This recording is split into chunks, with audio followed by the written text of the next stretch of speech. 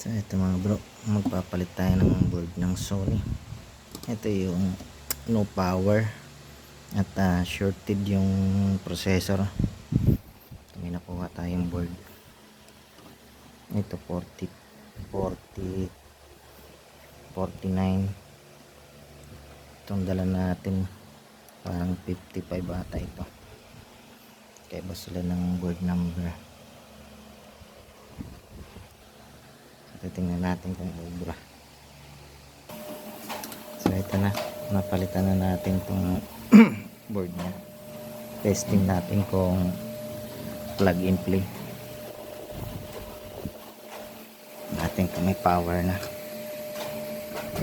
Hindi tayo power.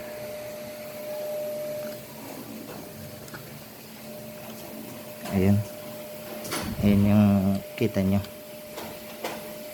nag red, green, orange. Kasi nga hindi sila tugma ng panel ID. Iba sila ng panel ID kasi ito pang 49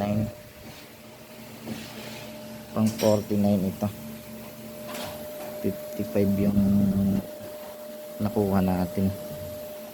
So gagawin natin kasi nagaganyan, may naka-ready na ako dito USB, so sasalpakan natin yan. So ito nyo, naka-ready na yung ano natin. Tapos titingnan natin dito. So saksak ko lang yan, saksak na.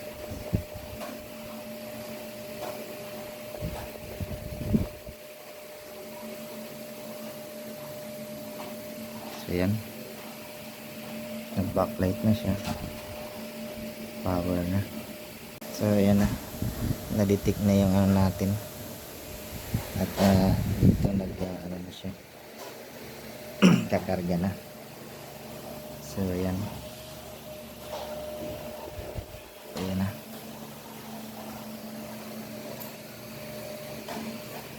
Matagal to, biblink na. Antayin natin yan matapos. Okay, babalikan ko mamaya pag tapos na. Ayan na, nagana pa siya. Matagal to. Okay, so yan, nakaka 7 minutes na tayo, pero ano pa rin siya.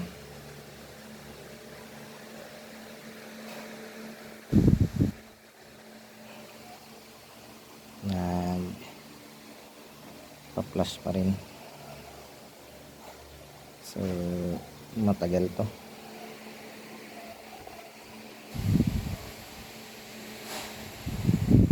Balikan lang na mamaya pag tapos na. So ito, natapos na. Kunin na natin to. So ito, natapos na yung ano, kinuha ko na. Tapos na yung ginawa natin. So ito natin, nag-on na siya, dire-diretso na natin kung ay display. So yan, wala natin, baka maluwag lang yung LVDs.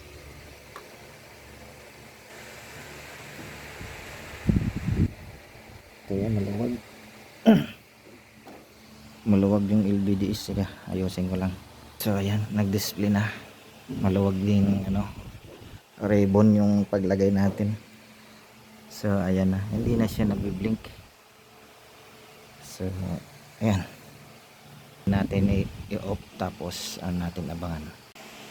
So ayan na, magana na.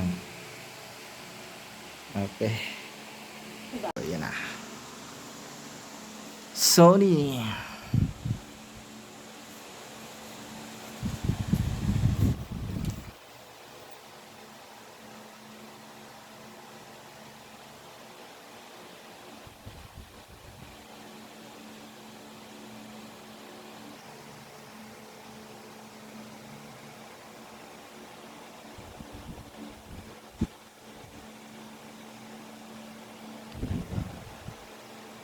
Zero.